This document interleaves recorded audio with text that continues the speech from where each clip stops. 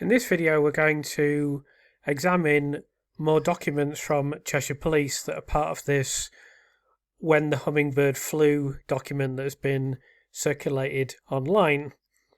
This is the second part of this examination. The first part is in the video on the screen now, Lucy Letby New Police Documents Analysis.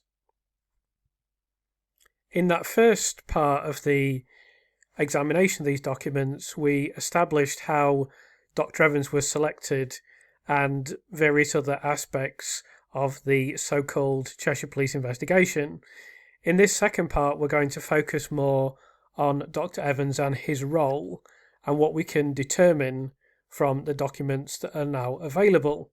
But you can see back here, this is a now infamous email from Dr. Dewi Evans on the 21st of May. I should just mention for people who don't know that Dr. Dewi Evans was the main prosecution witness in court, but he was also centrally involved in the police investigation as the expert who put together a lot of the, well, almost all of the medical evidence, as we will find out in this video.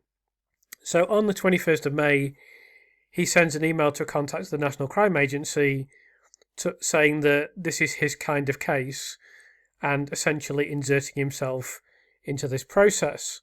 In the first part of this investigation, we discovered that Cheshire Police engaged in very little, I would say no due diligence when it came to the selection of the experts involved. They should have certainly investigated Dr. Evans' background far more than they did, which was not at all. And there were also opportunities for them to employ other experts and to recruit other experts, and that didn't happen. But we're going to discuss that more in this video as well. So a very early comment here by Dr. Evans when interacting with Cheshire Police is on the screen now. There are numerous things here, and I'm not going to go over all of them, but I just want to focus initially on rare for doctors to be alone with babies, usually nurse present, nurse usually alone. Usually very competent nurses due to experience needed. Nurse likely to cause more harm than doctor. So I'm not sure to what extent these comments can be said to be true. It's really a matter of opinion as to whether nurses are more likely to cause harm than doctors. I'd say that's highly debatable. We know that errors from clinicians caused harm among these infants. I won't make any assertions regarding whether what he's saying is true, but what it shows is two things. The first thing it shows is a very clear bias towards the doctors.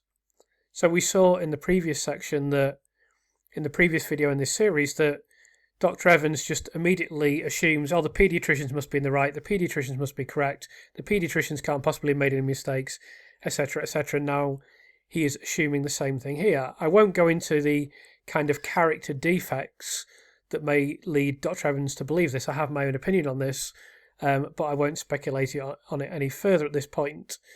The other thing that it really reflects is that he's focusing in on a nurse very rapidly.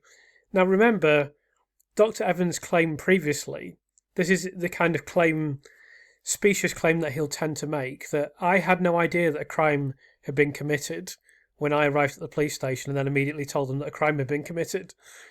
But it becomes increasingly evident as these documents continue that it seemed likely that Dr. Evans was aware that a nurse was a suspect and had been named as a suspect by Brewery and J-Ram and was already being investigated as a suspect effectively by the police. So this particular statement will come later on in this video, but I want to highlight it at this point as well, with Dr. Evans asking which room was the baby in for the time the nurse was on shift, which strongly implies that he knew there was a nurse suspect. There is no justification and certainly no reason for Dr. Evans to be asking this question. Dr. Evans has been asked to assess the medical evidence for these infants. He doesn't need to know who's in what room at what time. That's irrelevant in the task of what he's been asked to do. I'm sure when Dr. Jane Horden assessed the cases, she didn't ask anyone who was in this room at this time. No independent, impartial medic would ask this question. So there are going to be a lot of strange comments in this video, but here we have a comment from the author of the document who notes this comment: check have post-mortem photos as may show bruising to area of the liver. And the author notes this is strange, as Dr. Evans in podcast interview says he saw those photos at the meeting. Indeed, he's supposed to have decided that this was inflicted harm within a matter of minutes on the basis of these photographs. But this may not be of any great significance, but it is worth pointing out. So I think it's been fairly well established by now that there's no maternity documents and no maternity information and no obstetric information in this court case. We know the reason for that. Dr. Evans said there's no need to have any maternity information. So the other day, Dr. Martin Pittman, who's been a guest on the channel, will be a guest again in the future, he pointed out that Lucy's defence team now have 4 of the UK's top obstetrician/maternal medicine experts representing her. There can be no doubt whatsoever regarding the significance of their input and expertise regarding the CCRC application and increasingly likely Court of Appeal review.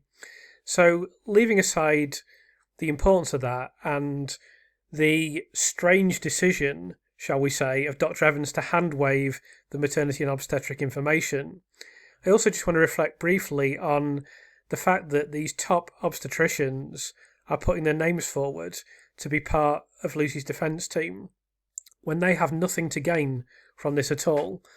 They're putting their names on the line, and they're being part of this for 3 reasons. Firstly, they can see something is very, very wrong. Secondly, they care about science and they care about medicine and they care about things being correct. And thirdly, they care about patient safety in the NHS. That's why you're seeing all these top people putting their names forward, even though it's difficult sometimes for experts to go forward, and that's why there have been a number of overseas experts, but we now see a lot of British experts being involved in this case as well. And then there is this comment, very reasonable comment from the author, just to say it seems extraordinary that Dr. Evans advised that maternity notes were not needed given the role they play in understanding babies in utero development and thus their health both pre and post birth, which I can't possibly disagree with. I don't think anyone could reasonably disagree with it.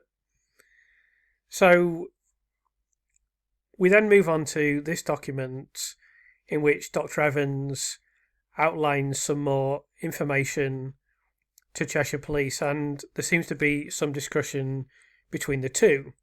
So Dr. Evans has already told the police that no other hospital notes are needed.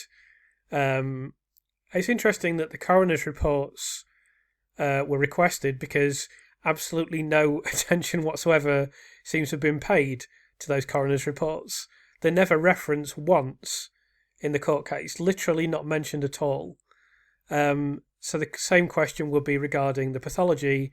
We'll be discussing that later on because there is reference to this.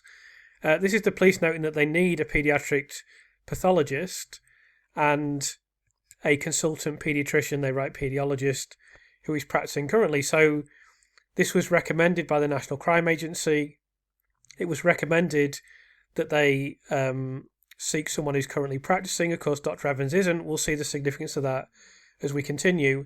With regard to the pathologist, of course, there's already been pathologist reports, and that will also become significant as we continue through this video. So there's just a bit of a comment here saying, with Dr. Evans saying there's no need for other medical records such as maternal notes or the other hospital notes relating to failings and issues set out in the RCPCH report. So he definitely as well explicitly states that he doesn't want to see this report. There isn't really a very good reason for that. I can't think of any conceivable reason why you wouldn't want to see a Royal College report that's of great significance to what was occurring in the hospital. And then we'll see later on that he makes no material criticisms of the hospital, doesn't really make any effort to understand any failings on the unit, hand waves any problems that may occur, etc., etc. We're also going to see how Dr. Evans deals with infection as the video continues. So the next comment is just that an acknowledgement of the limitations of Dr. Evans, which, given that he'd been out of clinical practice for many years. Again, this will be illustrated as we continue through this video. So we now have Adam Bolger writing to Sonia Bayliss of the National Crime Agency. Now, I always found this has been reported, long since reported in the mainstream media, but I always found the tone of this comment to be deeply inappropriate. Thanks for attending yesterday. We were certainly impressed with Dr. Evans, and he's clearly very interested in assisting us, ! And then he goes on about, do you have some details of so-and-so's that he's provided statements for in the past? That appeared to go no further. Any investigation into his background appeared to go no further. However, it's inappropriate for them to be seemingly so excited about the fact that Dr. Evans is involved. And I must say that they seem to be the only people who have ever encountered Dr. Evans who were impressed with him, because I've not encountered anyone else that was impressed with him. But this seems indicative of a kind of general relish that occurred at Cheshire Police at this point, where they began to become excited about participating in what would be an enormous investigation for them. Of course, we've seen their vanity since then, where they've won awards and they celebrate this. And if they were still running their Twitter account, no doubt they would tweet that out themselves. And that's just deeply inappropriate for what is such a serious matter. And they don't even know whether Dr. Evans is appropriate yet. Based on the recommendations of the National Crime Agency, he's not appropriate. So they shouldn't be making these kind of glowing assessments of him and becoming excited about the prospect of being assisted by Dr. Evans. So the author just adds here that it's an inappropriate comment, which I agree with, and that Dr. Evans should not have been very interested in assisting. The latter smacks of bias that Cheshire Police should have been very wary of rather than enthusiastic about. So I would tend to agree with that. I can think of several 100,000 reasons why Dr. Evans might have been interested in assisting, but whether or not he should have been less enthusiastic or very interested, I don't know. That's not really for me to say. I do agree with this comment to a great extent, but I would place an emphasis on it being Cheshire Police's role to deal with Dr. Evans professionally, and the onus is really on them not to get excited about things. Again, the author here notes it's not clear whether Sonia ever supplied Adam with details of SIOs that Evans had previously supplied his statements for. This is the only indication of any sort of vetting of Evans, but there is no evidence any was in fact done, so I would entirely echo that. I see no evidence any vetting was done, and if any was, it must have been pretty rudimentary because it just drifts away. Like so many things in this court case, like so many things in this investigation, something is mentioned and then it just melts away without ever being actioned, seemingly. So then we move on to Sonia Bayliss writing to Janet Moore of Cheshire Police. Here we have Dr. Evans, in fact, writing to Janet Moore. So the author's just saying it's not clear whether Sonia responds to previous communication. But then on the 18th of July, we have this letter from Dr. Evans where he says, I was pleased to meet up with you and the team last Monday and write to suggest how we can make progress in what is going to be a complex and challenging operation. I would suggest that you forward to me a copy. So, before we go any further, how does he know it's going to be a complex and challenging operation? It may be obvious that there's been no malfeasance. I would suggest that you forward to me a copy of all the case files and copies of all post-mortem reports. I think that reviewing the Chester records is sufficient for now. It looks as if we need the records of babies who were not transferred elsewhere, and who died elsewhere. I'm just reading this as it's written. One can do that later. I would prefer not to receive the findings, so notice how much he's emphasising this. I would prefer not to receive the findings of any previous reviews or investigations, as I want to minimise the risk of groupthink contamination. I would suggest that if you received the findings of previous reviews or investigations, you'd actually have to look at them, and then you wouldn't be able to do what you ultimately did. And that's really the reason why you didn't want to receive these. So we know that the dates for the investigation were already set in this document that was authored by Breary and Jairam, possibly other consultants, played a role as well, but it was sent by Dr. Jayram to Cheshire Police, and the dates were set in stone by this document, and the police just followed on from this unquestioningly. The other thing about this is, we discussed this previously on the channel, but it's indicative of the extent to which Breary and Jayram were involved in the selection of cases, which we will see again shortly. There's some comments here from the author about the nature of post-mortem reports is that a pathologist should have been instructed already, which is a fair comment. Again, just really highlighting what I've already said about the Royal College Review. There's simply no reason to not see this. This would be a baffling decision under normal circumstances. Considering that Dr. Evans is involved, it's perhaps not as baffling because we're used to him by now. And then there's further comments about groupthink that I won't expand on. But I mean, I agree with these comments, essentially. And then we see this comment from Dr. Evans about the files that he wants. I forget exactly. Also, ALT is acute life-threatening event. So he's talking about acute life-threatening events. What this suggests is a degree of premeditation here. So we have Dr. Breary and Dr. Jayram being involved in the selection of cases for this so-called investigation. And then we have Dr. Evans, before he's even seen anything, already deciding that there are collapses, there are acute life-threatening events, etc., etc.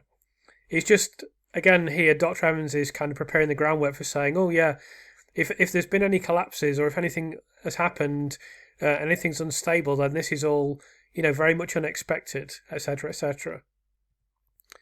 And then there's some comments here, for a very, very important point about Dr. Evans has already decided that 40 infants have sustained collapses, acute life-threatening events, but he should be deciding this himself, not just receiving them and then rubber stamping the fact that they are collapses. And I've actually spoken to neonatologists who said collapse is vague. Collapse doesn't really mean anything. There should be a more specific definition of what constitutes a collapse, and indeed, collapse should never really be considered a legitimate medical definition. Why it's in inverted commas there, indeed. The second point is regards to the use of the words unwell and unstable. Later, he and other prosecution experts speak of babies being well and stable, which we've seen frequently. And I think an interesting point here about ALTEs being common, with some babies surviving having experienced several collapses. Does this contradict later statements about ALTs being rare? I'm not sure if it does or not, but I think for me the most significant thing is that Dr. Evans is citing collapses and citing life-threatening events before he's even seen the notes. So then the next thing we see is Dr. Evans making what are entirely reasonable comments. The only problem is that he never actually did this at any stage. So he's talking about explanations regarding the cause of the collapse, and then he mentions that common causes include infection. Of course, that's absolutely true, but he makes no effort to ever seek out any infection, and when he does encounter infection, he always hand waves it and says it had nothing to do with the collapse of the infant, even though he's listed it here as essentially top of the list for the causes of collapse. Now, that would be worrying under any circumstances, but we know on this unit that there is suspected or confirmed sepsis in 9 indictment infants. There's the confirmed presence of Pseudomonas on the ward. There's a clear and known and established link between Pseudomonas and sepsis. Sewage is known to be circulating at the hospital. Again, there is a clear, known and established link between sewage and the previously referenced conditions. There is confirmed Stenotrophomonas multifiliary infection, confirmed enterovirus infection. There's signs of other infections in multiple infants, and several infants have signs of more than one type of infection. Incredibly, Dr. Evans was able to discount all of this despite the fact that he has just told the police that infection is the most likely reason that an infant will collapse. And yet, he never cited infection once in any of these infants. So then we move on to another incredible point, again an entirely reasonable point, until we actually find out what Dr. Evans does in the case. Is there any indication of unacceptable care, such as a delay in identifying subtle symptoms and signs? Now, of course, there was massive problems on the unit with identifying subtle symptoms and signs. In fact, many times they failed to identify what were explicit symptoms of clinical decline. It's interesting, though, that Dr. Evans used this term delay, because a delay in administering antibiotics was the only thing he was able to cite when questioned by Dr. Xu Li. It was the only thing he was able to say, well, I actually cited the delay in antibiotics in the case of child D, but we examined that in this video, and that claim is highly dubious, and I would say it's without foundation. It's very likely, based on what we learnt from the court transcript in that video, that Dr. Evans did not include the delay in his reports, let alone did he specifically cite this in the court case, let alone did he volunteer this information. And he also said that the care of this infant was entirely satisfactory, but we'll get back to that later in this video. So this is another fascinating comment here from Dr. Evans, where he talks about thinking the unthinkable. But what we'll see as this video continues and as these documents unfold is that he thought the unthinkable almost immediately. It was no problem whatsoever for him to think the unthinkable. So his comment here is, when coupled with the fact he's just cited infection that he never looked for and never cited in any infant, even though there's tons of evidence of infection, and then he talked about the staff missing subtle signs of deterioration, but he missed all the clinical signs, and he denied any poor care. He made no effort, in fact, to examine the hospital. Not only that he missed the signs on the unit, but he never even made any effort to look for them in the first place. And then he says, oh my God, I'd hate to think the unthinkable, and then he immediately begins thinking the unthinkable. So we have some comments here from the author that I'll go over. If there is an identifiable clinical cause, it's unlikely one will be able to distinguish this clinical event from a potentially suspicious one. And he rightly says there were many identifiable clinical causes, and pathologist McPartland said only 2 deaths were unexplained. So why was Evans so easily able to say that events were suspicious when he says that it is unlikely that one would be able to? A very good question. Is there any indication of unacceptable care, such as a delay in identifying subtle symptoms and signs? If there is, this takes us down the road of alleged breach of duty. There were many such indications. Why did Evans ignore them? There is no satisfactory answer to that question. Thirdly, the evidence or proof required to identify any such situation will need to be compelling. The only evidence that came remotely close to being compelling was the 2 blood test results, and even that has been thoroughly debunked by new experts. Should emphasise at this point that Dr. Evans didn't identify the insulin cases either, but we'll be talking about that later in this video yet again. Surely if the evidence of intentional harm was compelling, it would have been picked up by the original pathologists, countess doctors, and then of course the international panel as well. And then this last point is important because there's a mention of fabricated or induced illness that I didn't know anything about. A term apparently for Munchausen syndrome. This is a syndrome invoked in many previous wrongful convictions of caregivers by fanatical expert doctors. Perhaps this is why there was no mention of it again in these documents. And then we'll just move on to this comment. We've already discussed this in previous videos, but Dr. Evans says, there's no need for us to look at any additional expert opinion at this stage. I will do everything on my own. We don't need any of the experts coming in and muddying the waters and saying what I'm doing is incorrect. So we'll just proceed without all the recommendations of the National Crime Agency, which we established in the previous video. So the next stage of this is October 2017. Evans meets with Cheshire Police to present opinion on these 28 cases. And there's some commentary of this here and how much they change, and they will change in the future, and they will change again before the court case. I can't really say why this is. There's some comment here by the author that perhaps Lucy Letby has been revealed to Dr. Evans at this point. We cannot confirm this, so I wouldn't like to say if that's true or not. And then the author mentions the other explanation is that Evans reappraises his opinions, realises many of them are wrong, and comes up with new ones that just happen to now be consistent with the shift data of Lucy Letby. And then this stage ends with a meeting between Evans and Cheshire Police, It is at this meeting that Evans is given J. Ram's description of baby A's rash, and the air embolism thesis goes full throttle. So we'll see that later in the video as well. So there's now an email from Evans to Janet Moore on the 15th of September. And again, he's looking at checking staffing for certain night shifts. It's debatable, of course, whether he should be doing this. And asking for various things to do with the neonatal unit, designs of the layout. It's very difficult to understand why this would be necessary. He should be looking at the infants and looking at their clinical signs and then deciding whether or not they're ill, not looking at the unit and whether or not people are around and so forth. There doesn't seem to be any justification for this. And it does seem reasonable to describe this as odd. In this case, we then see the police start to prompt Dr. Evans, saying here, I seem to remember when talking about Baby O, when you visited us, it was around the crossover period of the night-morning shift that we were talking about, really 23rd, 24th June as per below. Baby O died at 1747 on the 23rd and Baby P at 1600 on the 24th.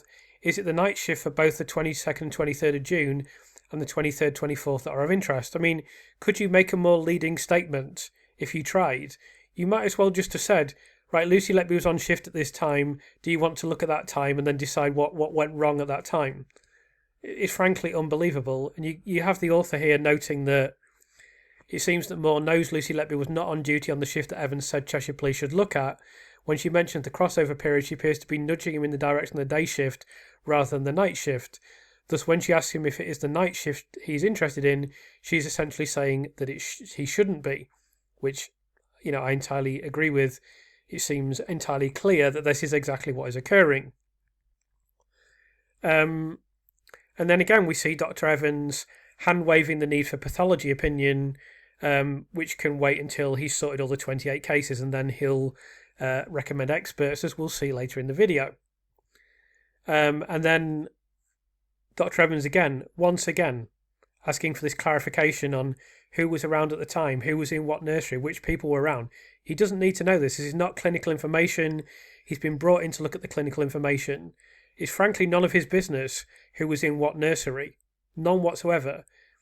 It's, I think, reasonable to describe this as suspicious that he wants to know this, because he should just be looking at the medical notes and deciding whether or not there are clinical signs of malfeasance and whether there are explicable explanations for the collapse of infants. He doesn't need to know this. There's no evidence the police said, it's none of your business, you don't need to be given anything like this. And then he goes on to talk about visibility in the next section. So I'll just mention what the author said here. Did Dr. Evans ever say that visibility was poor on the basis of these photos, assuming he received them? So you can see very clearly, you may remember I did a tour of the neonatal unit. It's very easy for anyone to see into these nurseries. You can see a congregation area here. You can see the corridor. Nursery 2 is on the left. Nursery 3 there is right next door, partially obscured here. But the visibility is very, very good. So whether or not he received those photographs, we don't know. He shouldn't have been asking for what nurse was where and what doctor was where, because that's completely irrelevant, and it's very odd that he asked for that in the first place. But it's I suppose, reasonable for him to ask for the visibility, but he doesn't appear to have taken this into consideration, because the visibility here is very, very good, as it should be. And these, if you look at my tour of the neonatal unit, it's also true that the nurseries are very closely compacted together. They're very close together. So that makes the logistics of what is alleged by the prosecution even more shaky than it otherwise would be. But that never seems to have been taken into account by Dr. Evans. We don't know whether he didn't want to take it into account or whether he didn't receive a layout of the neonatal unit. But as the police photographed and filmed the neonatal unit, and indeed included this in the court case, he certainly could have been provided with this if they'd chosen to do so. So Evans then begins to go through the individual infants. So we're going to start with child G. So his kind of opinion on this infant has not been fully formed and doesn't bear much resemblance to what was ultimately in the court case. But I just want to mention here that he notes signs of infection, but then just completely discounts it. Even though this infant vomits, he notes the projectile vomit that was ultimately cited in court, but then he just refuses to acknowledge that infection can be the cause of vomiting. And then we see him at the end of this initial summary floating various possible methods of malfeasance. Intravenous air wouldn't cause swollen abdomen, but extension of stomach would. Ileas could cause sickness, but nurse would know beforehand and would syringe excess liquid out. This isn't the most egregious example of this. It becomes stronger later on. But this infant is one. This is the one in which Dr. Evans cited overfeeding with milk as his ultimate clinical opinion, which is utterly laughable. I mean, any medical professional that looks at it just treats it with total derision. Then he moves on to child B. So, again, we see here this floating of various possible methods of malfeasance. So, intravenous air or hand over face. So, this is something we'll see numerous times from him, that he suggests smothering. Or someone could have smothered the child because there are respiratory issues. No vomit, so no syringe. Need photo, rhesus bag used. So I think later on he does suggest a syringe was used with this infant, but he's looking at smothering here as being a possible explanation. We'll see him float smothering again for more infants as this continues. So then he moves on to child A, and this was one where he talks about possible air into stomach, which is, as we know, I hesitate to call this a diagnosis, a theory that he has now abandoned, and we see this thing about long line wouldn't have caused collapse. So it's worthwhile to look back at child A, the massive problems that child A had with intubation, resuscitation, etc. on the unit, which we know about. So Dr. Evans is supposed to be looking for this kind of thing, which are much more likely explanations for clinical deterioration than anything that he ultimately puts in the court case. And then we see in this section the panel are talking about the problems with the long lines, the problems with thrombus from the catheter tip, the problems with resuscitation, the mistakes that were made on the unit, the non-occluding thrombus in the liver, errors with intubation, evidence of infection, and so forth. All of these things that are far more likely to cause collapse than the smothering that Dr. Evans went to immediately. Even though he said, it would be terrible to think the unthinkable, what's the most likely thing that's happened to this infant? Or maybe one of the nurses has smothered the infant. So then he moves on to child C. So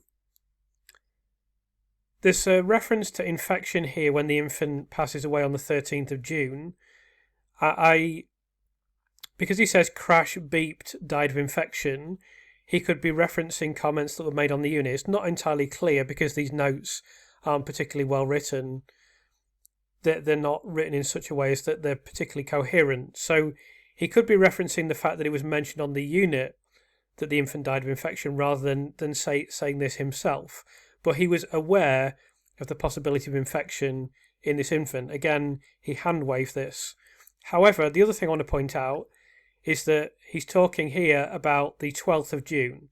So we've been over previously Dr. Evans' comments with regard to child C and the fact that they changed the day in court and so forth. And he said, in my first report I always cited the 13th of June, but here he doesn't cite it at all. He cites the 12th of June. Not only does he cite the 12th of June, he cites a UV line that's seen to come out, which is absolutely nowhere near what he ultimately uses in court for child C, having swapped the day from the 12th of June to the 13th of June. He's just saying, it can't be explained, or can it be explained that the UV line comes out? It shouldn't have come out, although they obviously can come out. And then he has referenced the infection. So nothing that he referenced here is ultimately in the court case because he found new explanations for what occurred with this infant.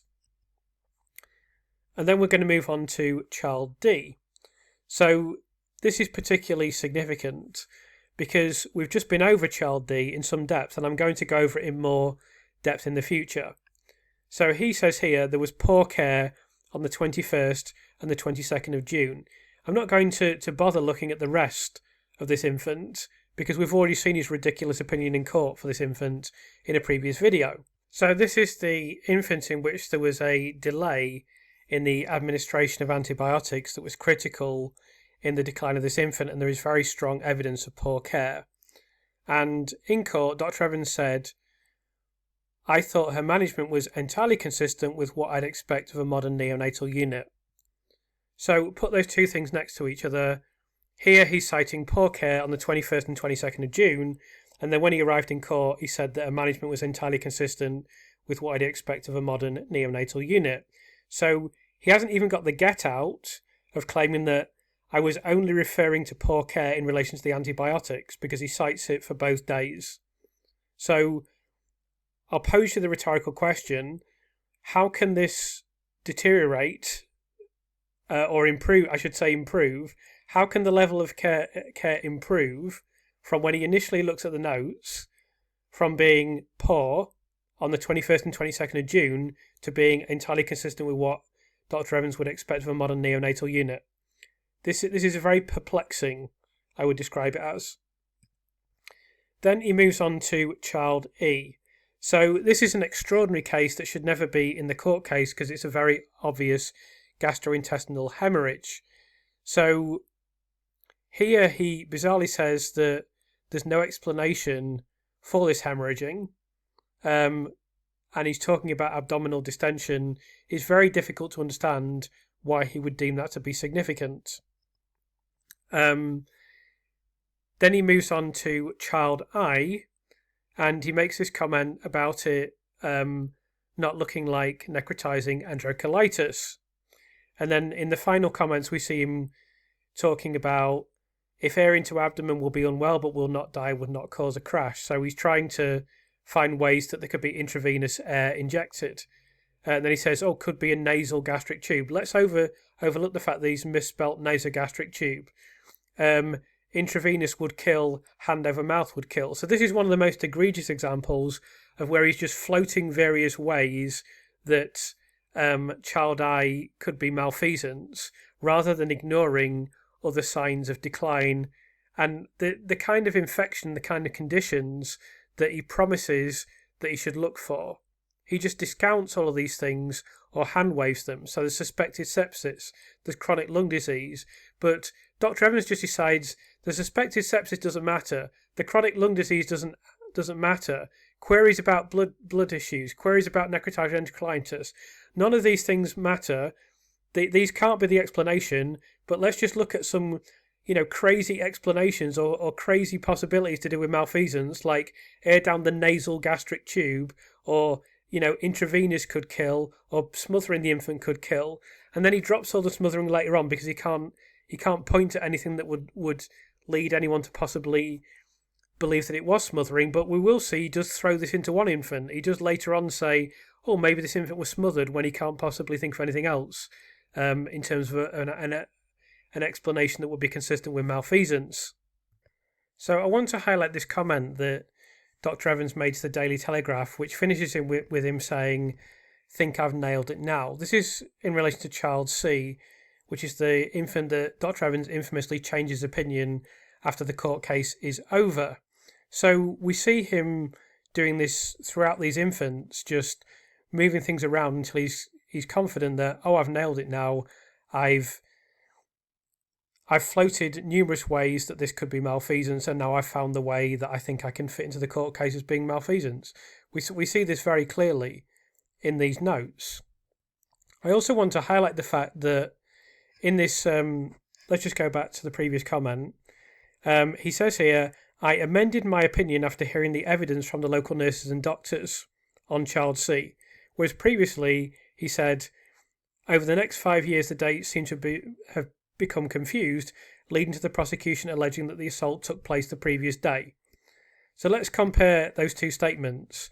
So he told the Daily Telegraph that in the case of child C, he amended his opinion after hearing the evidence from the local nurses and doctors, And he later wrote to newspapers to say that the dates became confused in court, and that's why he changed his view in court. So, two completely contrasting opinions that Dr. Evans has given at different times, and probably submitted them to the same newspaper, because I'm sure he wrote to the Daily Telegraph because they've been one of the primary critics, rightly so, of Dr. Evans. So Dr. Evans still thinks, or seems to think, we're living in a world of microfiche, where he can just say anything, and his new opinion becomes the most relevant, and you can't find out what he said previously because you have to search through newspaper documents in a library. While microfiche was a great technology and a great innovation at the time, we have moved beyond that. And if you say things, Dr. Evans, they're there on the internet forever. So when you say one thing and then completely contradict that, people like me notice and we don't forget.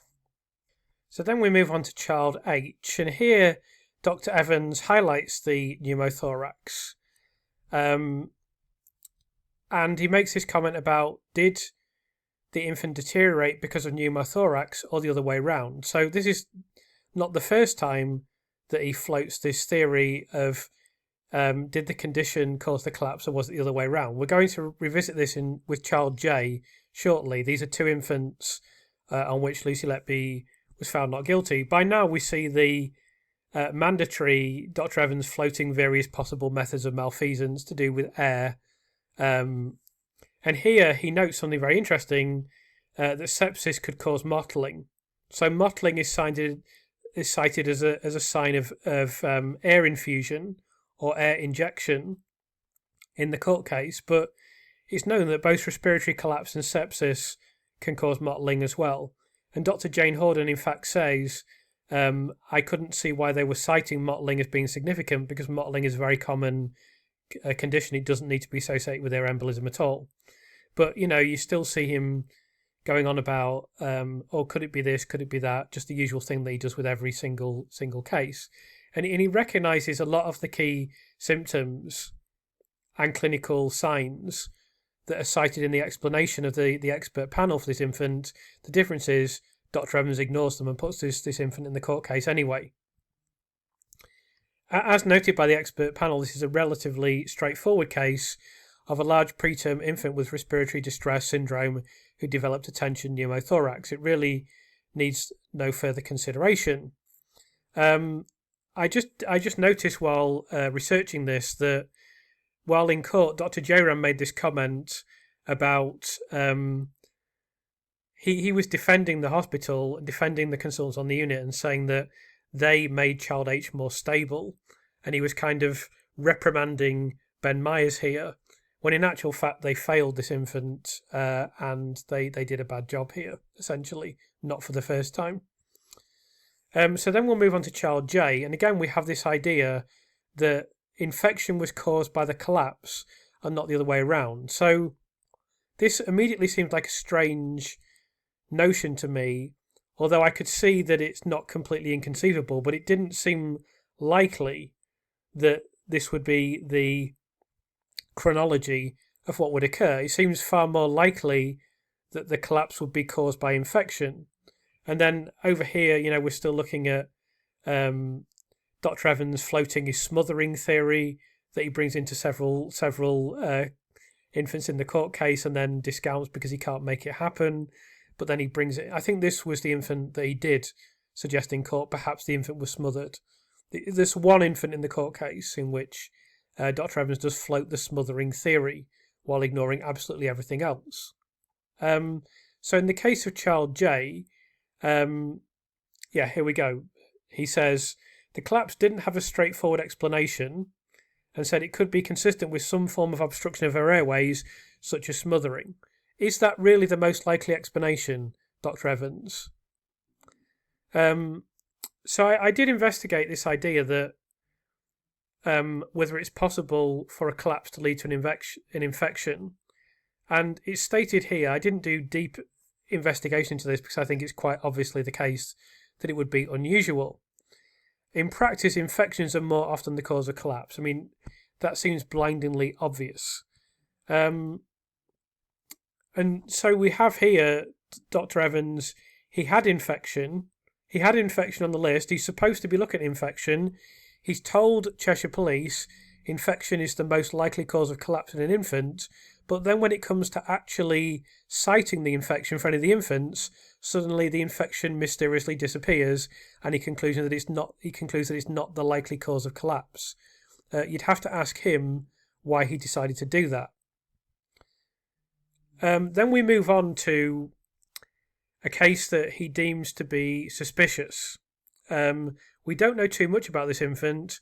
All I will say is that this infant ultimately was not in the court case. So Dr. Evans had decided this case was suspicious, but then it never turned up in court, which, considering some of the weak cases that were in court, this must have been extremely weak, or it must have been impossible for them to show that Lucy Letby was on duty at any time. One thing I will cite with this infant is that Dr. Evans states that the infant was floppy and collapsed. Of course, this is exactly what happened to child D. So one possible reason that he took this out of the court case is that in the case of child D, he tried to downplay the fact that the infant collapsed after 12 minutes of its life. I've forgotten if it's a male or female infant, and became floppy. So this infant showed exactly the same symptoms, and he took this out of the court case, despite the fact that he initially deemed it to be suspicious. This could be because it contradicted his expert medical opinion for child D. There's also this comment here about someone could have pushed the tube down the lungs. So it's just always these arcane theories of, yeah, someone could have done this, someone could have done that. Just these hypothetical notions of malfeasance that are just floated instead of looking at the obvious and more likely clinical explanations for the collapse of these infants. So then we move on to another supposedly suspicious case that didn't end up in court. And again, we see Dr. Evans floating his smothering theory with regard to this. He notices that there is DIC, which is disseminated intravascular coagulation. And again, he goes for this reversal of reality where he's talking about infection being more likely to be caused by this condition than vice versa. But again, we see him, he notes here that DIC can be caused by babies born in poor condition or infection, but then he just completely discounts the possibility of infection and says, oh, well, it's probably smothering. So I did a little bit of investigation and research, just very rudimentary, into the likely causes of disseminated intravascular coagulation. So infection or sepsis, bacterial, viral, fungal, parasitic infections. Sepsis is the single most frequent cause of acute DIC. So I'm sure your ears are pricking up already. There's various forms of malignancy, obstetric complications. Of course, he didn't look at the obstetric complications. He didn't look at the maternity notes, so he wouldn't have a clue whether any of these things could have happened. Massive tissue injury/trauma, pancreatitis, something called envenomation, which I don't even... so it seems to be relate to venoms and certain toxins. So obviously, that's very unlikely. That's as unlikely, if not more unlikely, than what he came up with. And then severe liver disease, vascular catastrophes, transplant rejection, severe allergic reactions. So some of these things can, of course, be ruled out, but some of them very much cannot be ruled out. So I really knew the answer to this question already, let alone anyone with medical qualifications, but I just simply asked, is smothering a likely cause of disseminated intravascular coagulation, and how far down the list of possible diagnoses would it rank? And the short answer is, smothering by itself is not one of the common top causes of DIC, but it can trigger DIC when it produces prolonged severe hypoxia, cardiac arrest, or other major tissue injury. So in the right clinical context, it becomes a plausible cause. So Dr. Evans ruled out hypoxia across these court cases. This is why his Channel 5 letter contradicts things that he said previously in court. But obviously, very obviously, smothering is not going to be one of the most likely causes of DIC. And then we go on here to see how it ranks compared with other causes. So sepsis, malignancy, obstetric complications, major trauma, pancreatic necrosis, and various other related conditions, global ischemia. So Smothering per se would usually sit well down the list compared with sepsis, cancer, obstetric or major trauma causes. So there's no reason to look at that as being the cause. I guess I'll leave viewers to ponder on why he may have gone to smothering immediately and ignored these other more likely explanations. So what Dr. Evans has essentially done in this court case and in his so-called investigation, I'm going to demonstrate to you now. So you see on the screen here, a number of the multiple likely explanations for DIC, and then right at the bottom here, there's air embolism, air via nasogastric tube, syringe injection of milk, other injection of fluid, deliberate smothering, administration of noxious substance. So they should be right at the bottom, but Dr. Evans has put them right to the top, and then he said, right, let's forget about those explanations there. So if we look at these explanations, he ends up putting air embolism in the court case for multiple infants. He ends up putting air via nasogastric tube in the court case for a handful of infants, but then later disowns this when it's this splinting of the diaphragm theory is viewed as completely ridiculous. He puts the syringe injection of milk in the court case for child G. He puts the other injection of fluid in the court case for child Q, which we're going to discuss shortly. He did even float deliberate smothering once for child J, even though he couldn't make it fit for any of the other infants. And although he rejected eventually the administration of noxious substance, he still brought this up in court in what was a very misleading way. And that's what he did throughout the court case. He looked at all these possible methods of malfeasance. You can see him floating them in his initial notes, rather than all these much more likely explanations for the collapse of infants. So I want to move through the remainder as quickly as I can, because I'm sure you've got the picture of what occurred by now. So child K, it's notable here that Dr. Evans is not suspicious, whereas this appeared in the indictment due to the highly reliable testimony of Dr. J-Ram. There are some comments here on child M. Dr. Evans believes this to be suspicious. All I will say is that he completely missed the fact that there was sepsis, and he never bothered to question anything that occurred on the unit. He wasn't able to criticise any aspect of care for any of the infants we now know, and so missed the fact there was a suboptimal resuscitation.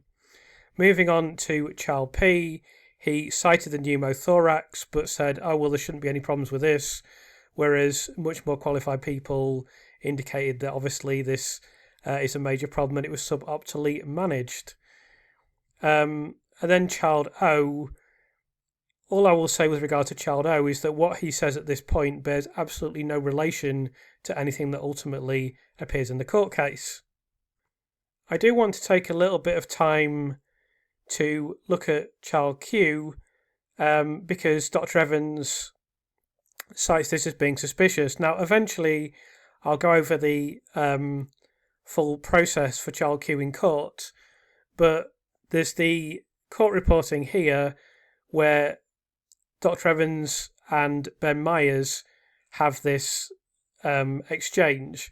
Dr. Evans is certain the bowel problem is not necrotizing enterocolitis, which is not a factor in the vomiting incident, so once again he's downplaying a more likely factor in favour of his arcane theories.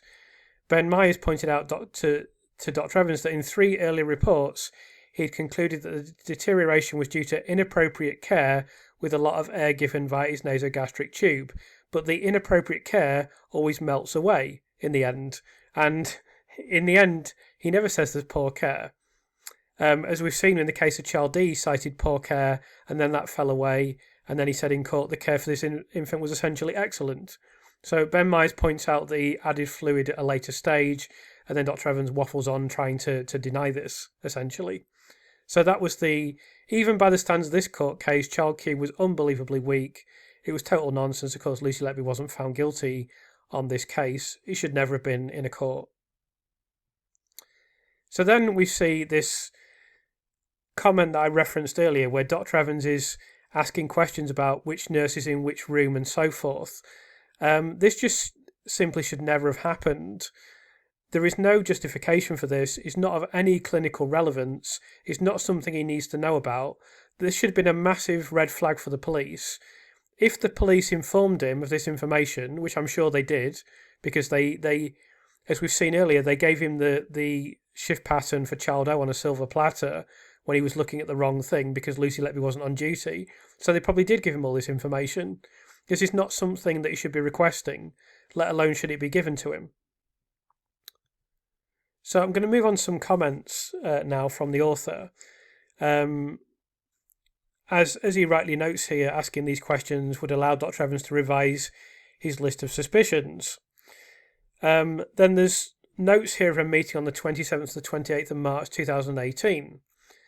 And the author comments that the suspicions set out below are very different to those he set out in the October 2017 meetings. Events that he had deemed suspicious, but where it turned out Lucy Letby was not on duty, have mysteriously disappeared. With regard to Child G, he's talking about tampering with equipment could be by holding and squeezing tube. So I should have put that into my list when I was showing what Dr. Evans did in his so-called diagnosis. I forgot to put tampering with equipment because he dropped this later on. So this was only brought up with regard to Child G, but we never saw this in the court case. Instead, he came up with the injection of milk theory, rightly noted here as being a far cry from the eventual deliberately overfed and air injection theory. And then there's a specialist needed for haematology to question whether APS syndrome could be linked to collapsed death, use Alder Hay, and so forth. And it's noted that Sally Kinsey wasn't at Alder Hay. Is it possible an Alder Hay doctor said APS syndrome could be linked to death or collapse? We don't know, so we can't really comment on this. All we can say is that what Sally Kinsey said about antiphospholipid syndrome in court is incorrect. So then there's this comment that firstly mentions potassium chloride. So this was yet another method of malfeasance that was floated by Dr. Evans that was later rejected, but it's interesting that it's mentioned here. And then the document goes on to mention the Dr. J. Ram description of a rash given to Dr. Evans. So we're literally seeing the consultants pass on the dates to be examined, the suspect, which is a nurse, and they basically identified Lucy Letby in the 15th of May meeting with Cheshire Police, and now the primary method of diagnosis essentially is being passed on to Dr. Evans. And there's a comment here that perhaps Cheshire Police were frustrated that Dr. Evans was still, after several months, not invoking the air embolism thesis that the paediatricians had been, so felt the need to give him a nudge by passing him Dr. J. Ram's description. They seriously think that they conducted a good investigation. So then there's this comment about Child C, need pathologist opinion, didn't die of hypoxia. And the comment here is, it seems Dr. Evans didn't like the original pathologist's opinion that baby C died of hypoxia, so wanted to get a different one instead. And then we see this very strange comment about, we'll rewrite conclusion to make it stronger due to Dr. McPartland comments. So basically, Dr. McPartland is contradicting what he has said, so now he needs to somehow make the conclusion stronger. Of course, it shouldn't be necessary to make the conclusion stronger because this should be an objective medical investigation of this infant that doesn't need strengthening or things emphasising. It should be absolutely objective, of course. Then we move on to Child E and Child I. I'll return to Child E shortly. Very strange comment about necrotizing enterocolitis, but with Child I, Dr. Evans writes the following: consider radiology opinion, but in hindsight don't need. Change of times from 2200 and 300 to 1630 and 1930. Change due to either doctor notes being incorrect or genuine mistake. How do we cover this in statement? 30th September, now need to add long day shift to clarification sheet. We'll consider collapses on 14th October and 15th October overnight. So the comment from the author is simply, all of the above stinks, which I can't disagree with. What it essentially looks like is what we've heard in a previous statement by Lord Justice Jackson. So when he made this statement, the comment that stood out was that Dr. Evans' opinion was worthless. But the other important comment that he made was that one of his reports was like an exercise in working out an explanation to exculpate the defendant. So in this case, he's not required to exculpate a defendant, he's required to convict a defendant. So in this case, he's engaging in an exercise to work out how to do that, as we've seen throughout these documents. So just to remind you, on child E, this infant lost probably more than 25% of his blood. It's a very obvious gastrointestinal haemorrhage. It's extraordinary that Dr. Evans has put this in the case. Of course, he then had to fabricate the idea that Lucy Letby had used an indeterminate tool somehow on child E. Although originally he said it was a nasogastric tube, or nasal gastric tube, as Dr. Evans puts it. But then he had to drop this idea because it was completely untenable and he realised it would be preposterous. So he had to say, oh, well, it could be any number of objects. So there's then this comment on child G that Dr. Evans needs a microbiologist opinion. I won't read out the whole of this, I'll just go on to comments. So the opinion of a microbiologist was never sought. He changes collapses again here. We can only speculate as to what the reason is that he completely changes collapses. Vast difference between the two in terms of dates at this point as well, and there's some notes about the clarification documents. We're never going to know the answer to that, unfortunately. So then we move on to child O, and Dr. Evans notes that he needs a paediatric radiologist. He gives the two names, as is mentioned here. So we now know that he was involved with the selection of experts. We'd long suspected this was the case, and we now have explicit evidence that this is the case. It's also worth mentioning that he states here that gene sequencing should be considered, as noted by Dr. Kokai, but that never happened. We know for a fact that never happened. Dr. Evans has conceded that this never occurred. And then we see this comment about there being an increase in heart rate from 2 a.m. and there being a clinical change. And Dr. Evans says this suggests that baby O sustained some form of trauma which initially led to his increased heart rate and increased respiratory rate around 1:30 hours on the 23rd of June, and which eventually led to a tipping point where the effects of the bleeding led to his collapse and subsequent death. So with regard to that, there's a comment here which is of critical importance, which is simply that the trauma that Evans initially stated here that baby O sustained from 1:30 a.m. could not have been inflicted by Lucy Letby if she was not on the night shift but on the day shift several hours later. As I mentioned in a previous video, Lucy had been shifted from the night shifts to day shifts at this point. This happened in April, and these were the last infants to die on the unit, because there's always this assertion that deaths followed her from night to day, but actually there were only 2 more deaths, and one of these was child O, where there were massive medical blunders. It's nothing to do with Lucy Letby's shift pattern. And then there's a comment on clotted blood, but there was no clotted blood. We can see this here. The original post-mortem noted unclotted blood. And finally, on child P, is more evidence of Dr. Evans shifting collapses, having originally cited a different collapse as supposedly being suspicious. We're in the final few comments here, and this one is interesting, where Dr. Evans asks for a nurse to explain the OptiFLOW system. So the author here questions whether or not Dr. Evans knows what OptiFLOW is.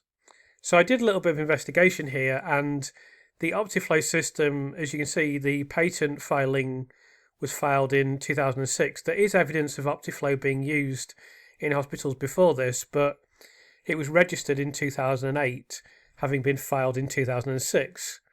Now, this is from Dr. Evans' GMC registration. He essentially retired in 2009.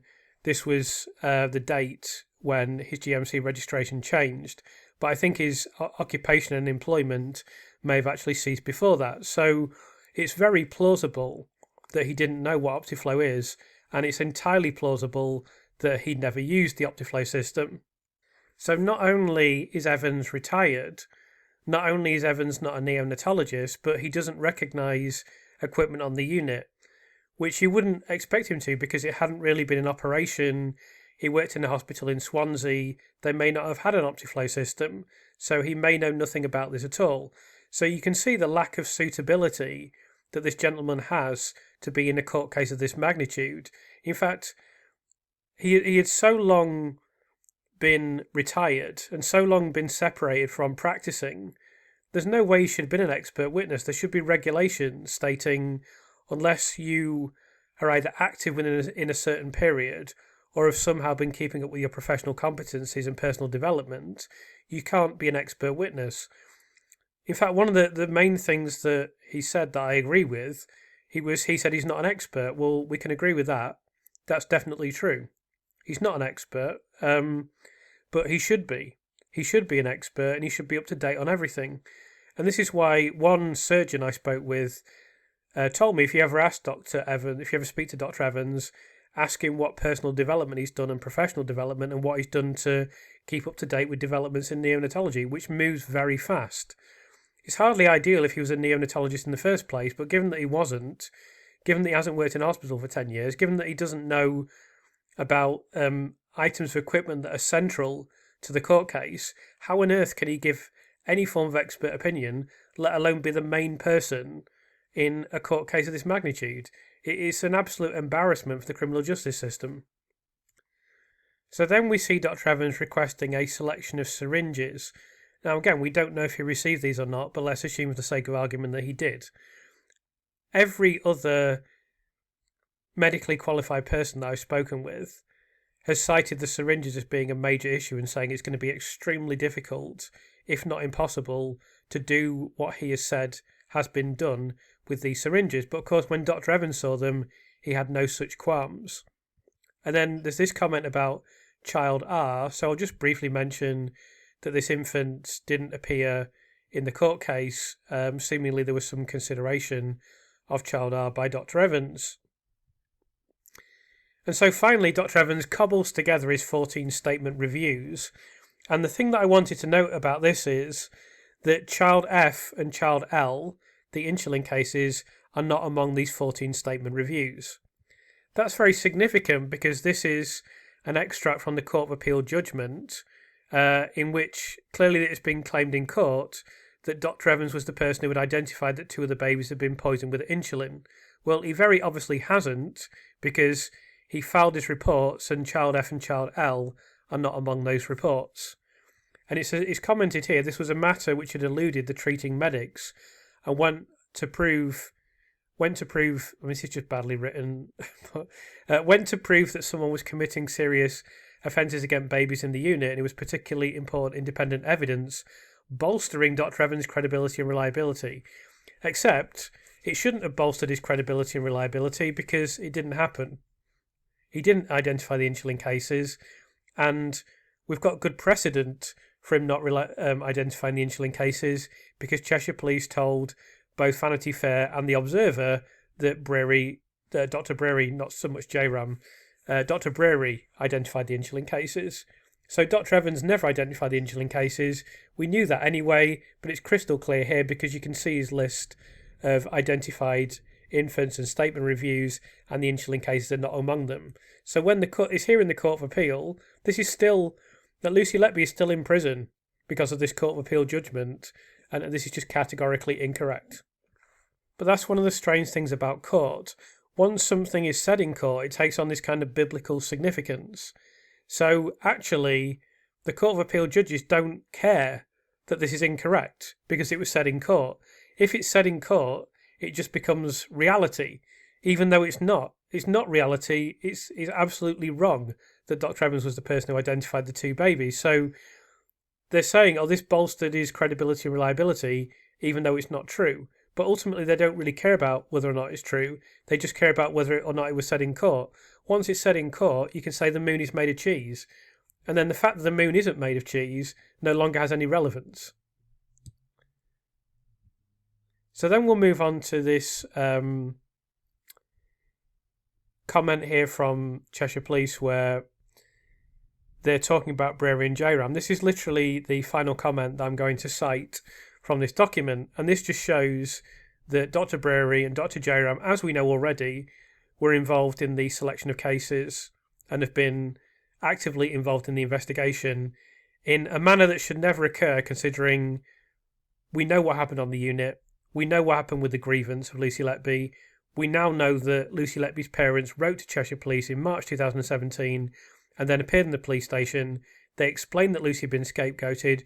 Lucy wrote to them as well and said, "I'm very willing to speak to you at any time." They didn't speak to her for approximately 18 months after that. What has happened in this investigation, I'm not sure the best way to describe it, whether it's shambolic, farcical or disgusting, but it's certainly not competent, professional, or anything else that could be remotely deemed positive. It's absolutely unbelievable what has occurred, and yet we now have all the evidence and all the documents to understand what has occurred during this police investigation. In this video, a troubling picture already exists of how Dr. Dewi Evans became involved with the Cheshire Police investigation. Rather than engage in a formal expert selection process, Evans essentially inserted himself into Operation Hummingbird after reading about it and emailing contacts at the National Crime Agency. Cheshire Police later noted that they were impressed by him, but there was no rigorous vetting or comparison of alternative experts. This troubling nature now equally applies to how the evidence of Evans shaped the case. He was a retired paediatrician, not a forensic specialist, and had spent years acting as a trial witness. In fact, a senior judge in another case had warned that Evans made no effort to provide a balanced opinion, suggesting that he approached cases with a preconceived outcome. Evans himself boasted that he had won every case except one during 35 years as an expert, a remark sharply criticised by medico-legal experts as being unprofessional.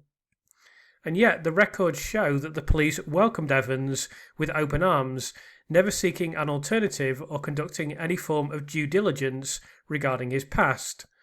Once he had been recruited, Evans produced conclusions lacking in supporting evidence that continue to be scrutinised and criticised. His attribution of multiple baby deaths and collapses to the injection of air has been roundly criticised, but in these documents something perhaps more concerning becomes evident.